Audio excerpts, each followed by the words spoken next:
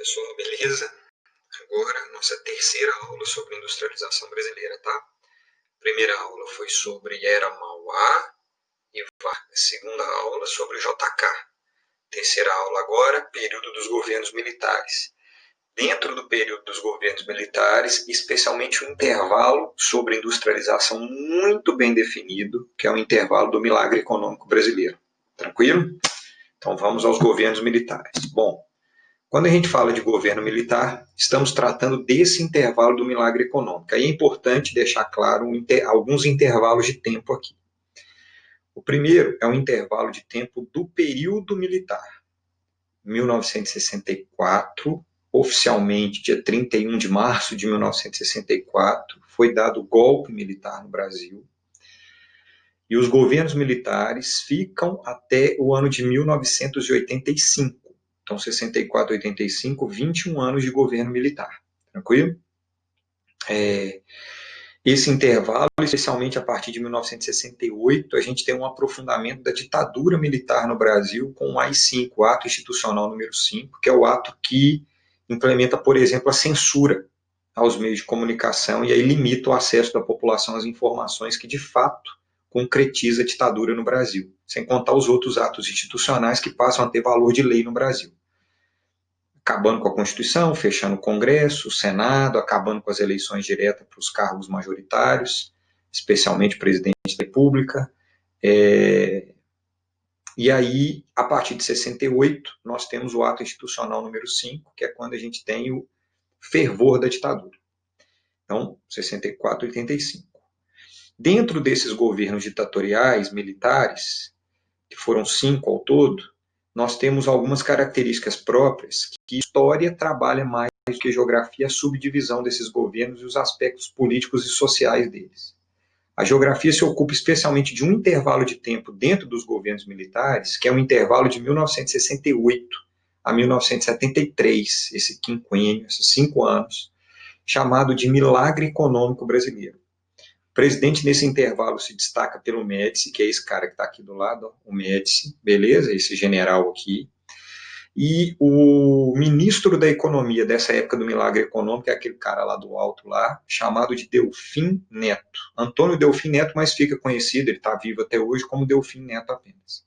Então, esses são os dois grandes personagens do milagre econômico brasileiro. O general Médici como presidente, esse cara aqui do lado, e lá do alto, cara chamado de Antônio Delfim Neto, ou só Delfim Neto, que foi o ministro da Economia. Beleza? O milagre econômico ele tem uma característica muito forte de aproximação com as características econômicas do período JK. Basicamente, sim, para ser bem superficial e a gente aprofunda daqui a pouco, basicamente o que vai acontecer é a manutenção das políticas econômicas do governo JK. Por exemplo, o governo JK mantendo o governo JK com 50 anos em 5, abrindo as fronteiras, trazendo investimentos externos para o Brasil, indústrias automobilísticas, gerando dívida e etc. O milagre econômico brasileiro ele é fundamentado exatamente nessa lógica e mantém o padrão do governo JK. Ele aprofunda, ele verticaliza algumas situações, mas a essência do milagre econômico brasileiro é a manutenção dos 50 anos em 5 do JK. Bom, esse Delfim Neto, o ministro da Fazenda, eu vou me colocar aqui entre os dois personagens, aqui, olha que bonito que o Bruno ficou, entre o Delfim Neto e o Médici, que isso, hein, onde você foi parar? E aí, esses caras, principalmente o Delfim Neto, o grande ministro da Economia da época, ele pensa em alguns fundamentos para o milagre econômico brasileiro. Primeiro, aumento do investimento em setores diversificados para gerar o crescimento econômico do Brasil, que inclusive o milagre econômico é o maior crescimento do PIB da história do Brasil. Diminuição do papel do setor público, que era muito forte até o governo JK, mesmo abrindo para a iniciativa privada, principalmente automobilísticas, o JK ainda tem um setor público muito forte, com hidrelétricas, rodovias, etc., infraestrutura basicamente, estímulo ao crescimento do setor privado, abertura das fronteiras, por exemplo, incentivos à expansão do comércio exterior e elevada prioridade para aumento da oferta de emprego. Então, basicamente, o milagre econômico brasileiro era mais iniciativa privada, mais crescimento no setor industrial e mais geração de emprego. Iniciativa privada, crescimento do setor industrial e geração de emprego. E aí, dois slogans ficam famosos nessa época, do governo Médici, esse cara aqui de baixo. Este é um país que vai para frente, e o Médici fala, ninguém segura este país. Então, na cabeça desses dois caras aqui, a ideia era, o Brasil vai para frente agora, o Brasil vai arrancar de fato rumo ao país dos mais importantes do mundo do ponto de vista econômico, e o Brasil vai para frente e ninguém vai segurar esse país. E aí, quais são as características fundamentais do milagre econômico brasileiro? Eu falei aqui dos 5 fundamentos do milagre. Setor diversificado das indústrias, diminuição do setor público, setor privado, abertura para o comércio exterior e geração de emprego. Como esse processo se concretiza ao longo desses 68 a 73? Bom, a gente tem aqui alguns exemplos nessas imagens que eu coloquei aqui para a gente poder analisar. Conseguimos observar o milagre econômico brasileiro nessa tabela aqui de cima, aqui, ó, do meu lado, identificando, por exemplo, o crescimento do PIB. 64, os militares assumem com golpe, 31 de março de 1964. PIB tinha um crescimento de 3% ao ano. 65, 2, depois 66, 7, depois 67, 4. Esse intervalo são os 4 primeiros anos dos governos militares, nada excepcional para a história do Brasil, nada demais, tá? Esse crescimento, nossa, Bruno, 7%. Em outros momentos da história já aconteceu e até maior do que isso. Só que aí, a partir de 1968, a gente tem o milagre econômico brasileiro. 10% 68, 69, 70, 71, 12, 71, 11, 72, 12, 73, 14%.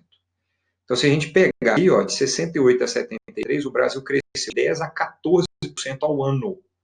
Nunca na história desse país o crescimento econômico do PIB, o crescimento do PIB foi tão grande quanto nesse intervalo de 5 anos. É um dos motivos de ser chamado milagre econômico brasileiro. A inflação. Os militares assumem com uma inflação de quase 88%, e a inflação vai diminuindo, e no milagre econômico ali, ó, com 1968, com 10% de crescimento, a gente vai diminuindo a inflação, chegando a 20% ao ano.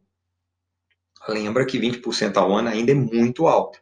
Pegando o padrão do Brasil dos últimos anos, a gente tem um padrão aí de 4%, 3% de inflação ao ano.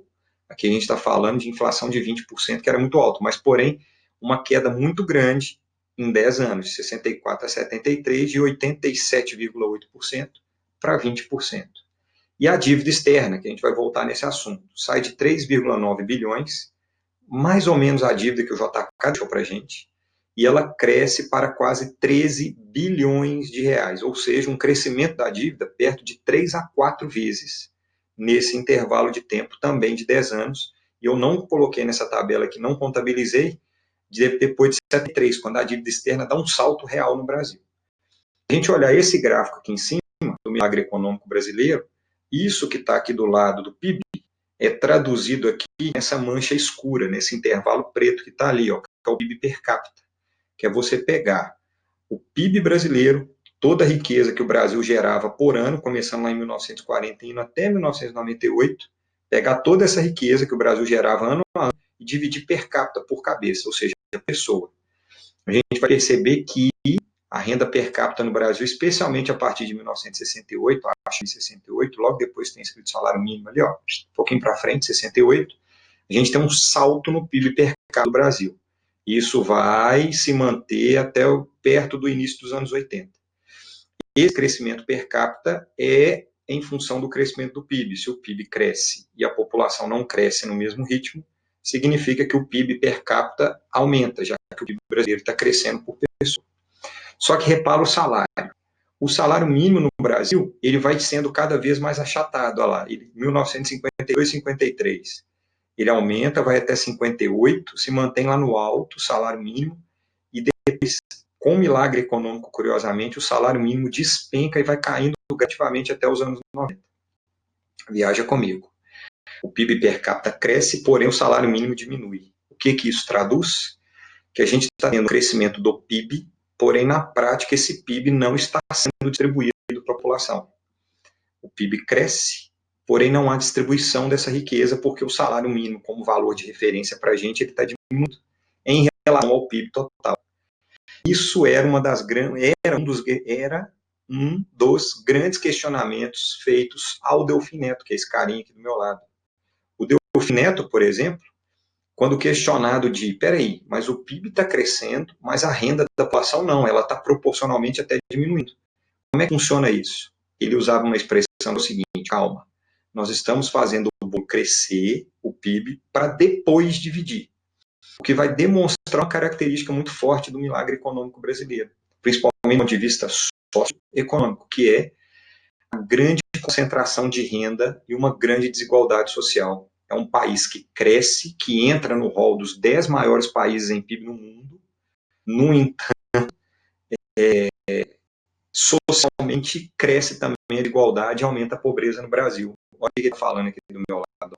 Estamos só concentrando nas mãos capitalistas. Depois vamos repartir tudo, tudinho. Ele repartiu tudo? Não, infelizmente não. Então, o milagre econômico brasileiro foi fundamental para o Brasil crescer industrialmente, economicamente, gerar emprego, melhorar o PIB, voltar aqui do lado, entre 10% e 14%. Porém, esse gráfico aqui em cima, ele mostra que o PIB cresceu, porém não foi distribuído, demonstrando o Brasil com muita desigualdade socioeconômica. Isso é uma característica marcante do milagre econômico brasileiro, que vai ser, em termos econômicos industriais, o stop ele ficou um pouquinho na frente, galera, mas não vai perder nada não. E aí, a gente falou do PIB, falou da característica do milagre, dos fundamentos, os 5 fundamentos do milagre econômico, as características do milagre econômico em termos de PIB, em termos de desigualdade social, em termos de salário, naquele gráfico ali do slide atrás, e agora a gente vai ver como que as indústrias, já que a nossa matéria é indústria, como que as indústrias ficam divididas durante o milagre econômico brasileiro. Elas são divididas em 3 grandes grupos. As empresas privadas brasileiras se dedicam a trabalho intensivo. O que é isso? Maquinário de baixa complexidade, baixíssimos salários, extensa utilização de força de trabalho e de mão de obra, e principalmente as indústrias têxteis, processamento de alimentos e produtoras de bens de consumo não duráveis, basicamente os alimentos. Então, a indústria nacional, na época do milagre econômico, ela não sofre positivamente com as medidas do governo, porque ela basicamente vai ser a indústria de baixa tecnologia, de pouca mão de obra e de salário barato. Volta a frase. Muita mão de obra e salário barato. Pouca tecnologia, muita mão de obra, baixos salários. Então, a maior parte do emprego gerado na época dos militares, e teve uma geração de emprego muito grande, o desemprego era muito baixo, era esse tipo de emprego ali do lado alto. Vou mudar aqui, né? Posição da câmera aqui para ficar bem do lado aqui, ó. Era esse tipo de geração de emprego aqui, ó. Um emprego de baixa tecnologia, de baixa qualificação, de baixos salários. Então a indústria nacional era esse setor meio que um pouco desprovido de ajuda governamental para desenvolvimento tecnológico. Vou resumir assim. As empresas multinacionais, as estrangeiras, passaram a entrar no Brasil com muita força na época do JK. E que na época dos militares elas ganham ainda mais força, essas empresas multinacionais, elas são as empresas aqui, ó, de capital intensivo, lá em cima é de trabalho. Eu uso muita gente para trabalhar numa indústria de pouca tecnologia, as nacionais. As estrangeiras, capital intensivo, muito dinheiro empregado e muito investimento. Alta complexidade tecnológica, número, um errinho aqui, menor de força de trabalho, já que usa mais tecnologia, maior qualificação, e produção de automóveis, eletrodomésticos e bens de consumo duráveis. Essas indústrias aqui vão absorver menos mão de obra que as indústrias lá de cima. Por isso, a média salarial era baixa, era de um trabalhador de baixa qualificação. Ainda mais na época militares, repetindo o JK, não existe grande investimento em qualificação do trabalhador. O trabalhador é visto como um técnico da produção industrial, de apertar parafuso, um modelo de morte. Essas indústrias aqui, para entrarem no Brasil, recebiam incentivos fiscais, doação de terreno, não pagava água, luz, pagava nada. Vinha para o Brasil, usava mão de obra, usava matéria-prima, usava o que a indústria nacional produzia de baixa tecnologia para colocar no seu produto e vender internamente e externamente, já as fronteiras no Brasil estavam ficando abertas. E qual era o papel das indústrias estatais nesse momento? Essas indústrias que estão aqui, ó, que são as estatais, ficavam pela produção da base, a mesma coisa que o Vargas tinha criado. Indústrias da segurança nacional, são as indústrias estratégicas para o Brasil. O que é a indústria estratégica é a que vai garantir uma soberania sobre o nosso território. Mineração garante a soberania sobre o recurso, a hidrelétrica garante a soberania sobre água e energia, o petróleo garante a soberania sobre fonte de energia, por isso é chamada de indústria de segurança nacional. Empresas de produção de energia, por exemplo, Itaipu é construída na época dos militares, eu tinha falado isso nas aulas presenciais, a indústria pesada, as telecomunicações e a indústria bélica. Tudo chamado de segurança nacional, indústria garantindo a soberania no Brasil. As redes de transporte, os militares passam a investir muito no rodoviarismo, tanto quanto ou até mais que lá cá. Por exemplo, construção da ponte Rio-Niterói, as obras faraônicas gigantescas para aparecer para o Brasil, a Transamazônica conectando o Brasil de leste para oeste, e investimento em sistema de educação, mas não uma educação de qualificação, uma educação de preparação do indivíduo para o mercado de trabalho. A maior parte dos estudantes brasileiros vinham de cursos técnicos, Senai, SESI, por aí vai. Então, basicamente, as indústrias na época do milagre econômico divididas em 3 grupos. A nacional, baixa qualificação em tecnologia, a estrangeira, maior tecnologia e maior qualificação, especialmente as automobilísticas, e as indústrias de base sempre estatais. Beleza? E aí, dentro desse contexto do milagre econômico, quais são as consequências dele para o Brasil? Deixa eu mudar minha posição aqui, depois volto aqui para a gente analisar o gráfico. Bom, primeiro, ampliação do mercado interno com o aumento do consumo da população. Se todo mundo tinha emprego, uma parcela da população, desemprego baixo, todo mundo tinha salário, apesar que não era dos mais altos, o que gerava consumo. Isso é bom. Acesso a espaços do mercado externo, já que tinha transferência de linha de montagem no Brasil, principalmente as indústrias estrangeiras vinham para o Brasil, automobilísticas, por exemplo, a Fiat é uma que veio na época dos militares, em 1975, milagre econômico, para essa mão de obra mais barata, próximo da matéria-prima, as isenções fiscais dos terrenos a baixo custo. Então, os militares eles abrem o Brasil oferecendo todo tipo de incentivo para as indústrias estrangeiras se instalarem aqui. Trabalho barato, matéria-prima barata, energia barata, infraestrutura barata. O Brasil cresce economicamente, vira entre os 10 países de maior industrialização. O Brasil sai da posição perto dos 60 no PIB mundial e entra no rol dos top 10, dos 10 mais do PIB industrial mundial. Em compensação, o período do milagre econômico é o período que a gente tem de maior repressão sobre a população, de maior violência militar no Brasil. Violenta repressão a qualquer reivindicação por melhorias salariais. Então, os sindicatos eram amplamente reprimidos, um dos motivos de garantir uma mão de obra barata. Aumento drástico da dívida externa e da dependência do capital estrangeiro. Tudo que é feito no Brasil era de capital estrangeiro, especialmente dos Estados Unidos. Lembra a época da Guerra Fria? Os Estados Unidos investindo aqui para garantir o capitalismo. Minimizar por taxas baixas de juros, mercado internacional e crescimento econômico. Então, os Estados Unidos eles ofertavam dinheiro para o mundo capitalista se manter capitalista. Grande oferta de capital vindo dos Estados com baixíssima taxa de juros. Então, olha o que os militares fizeram. Aumentam a dependência em relação aos Estados Unidos, pegam dinheiro emprestado, aumentam a dívida externa, os Estados Unidos oferecem muito capital. Abrem para as indústrias estrangeiras gerar crescimento econômico, milagre econômico brasileiro com indústrias estrangeiras, utilizando a matéria-prima e a mão de obra barata do Brasil. Gera emprego e gera consumo, porém, com baixa qualidade de emprego e de consumo. Aí é que vem uma das grandes características. Todo mundo tinha emprego, porém vivia uma realidade de arroxo salarial, imposto aos trabalhadores, que levou ao aumento da desigualdade na distribuição de renda. Pessoal, o que é arroxo salarial? É aperto. O salário não era aumentado gradativamente. O salário ele era quase sempre congelado. Então, o salário mínimo no Brasil ele era realmente mínimo, e na medida em que o tempo ia passando, o preço dos produtos subia, como hoje, por exemplo, o preço vai subindo, o salário não acompanhava a subida de preço. Então, o cara começava o ano ganhando X e no final do ano ele não conseguia comprar as mesmas coisas com esse X salário. O que aumenta a desigualdade, porque o dono da indústria ganha dinheiro, principalmente a indústria estrangeira no Brasil ganhou muito dinheiro nessa época. Em compensação, o trabalhador viveu do período militar e do milagre econômico com a redução da sua qualidade de vida.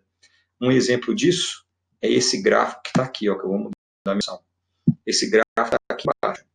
Esse gráfico aqui, ele mostra para a gente salário mínimo real de 58 a 2018. Claro, o que está acontecendo? O salário mínimo real, galera, é o valor real, tá? O valor em dinheiro real, tá? Para a gente ter um padrão de comparação, porque a moeda foi mudando ao longo do tempo. Então, repara o que acontece. Em 1964, aqui, ó, esse tracejado aqui, golpe militar. Olha o que vai acontecendo com o valor do real, o valor real do salário mínimo ao longo do período militar. O valor caiu praticamente todo momento. E depois, quando termina a ditadura militar em 85, ele continua caindo na chamada década perdida, que é a nossa próxima aula. Isso demonstra uma perda de qualidade do aumento da pobreza no Brasil e um aumento da desigualdade, porque as indústrias ganhavam muito e os trabalhadores só tinham perdas salariais, chamado de arroz salarial. Os militares só conseguiam fazer isso, tinha muito lucro para as indústrias, porque tinha alta repressão sobre qualquer movimento popular. Então, a ditadura piorou a condição para o trabalhador e melhorou a condição para a indústria. Entenderam a ideia? E quando vai chegando no final dos militares, essa condição social de desigualdade, de repressão, acaba com alguns movimentos populares, como conflitos no final da ditadura, as greves, com os sindicatos saindo do anonimato e virando um movimento social muito forte no Brasil, em Contagem, por exemplo, pertinho de Belo Horizonte, aqui de Nova Lima e tal. Em Contagem teve um dos movimentos operários mais fortes da história da ditadura militar, muita resistência. O ABC paulista, Santo André, São Bernardo e São Caetano, um movimento muito forte, por exemplo, liderado por figuras que entraram para a história do Brasil, e esses movimentos, eles são fortalecidos por essa condição do salário e da desigualdade social. Entenderam como é que é? Então, o Brasil, de fato, passou por um grande crescimento econômico, gerou um milagre econômico, porém, apesar desse crescimento econômico, aumentou a desigualdade social, perda salarial, aumentou insatisfação popular, o que, para compensar, aumenta a repressão do governo. Mas o Brasil é uma grande potência industrial no mundo. Detalhe, com destaque para a concentração dessas indústrias, especialmente na região sudeste, apesar dos militares tentar expandir essas indústrias para o restante do Brasil. Beleza? Meu galera, um abraço.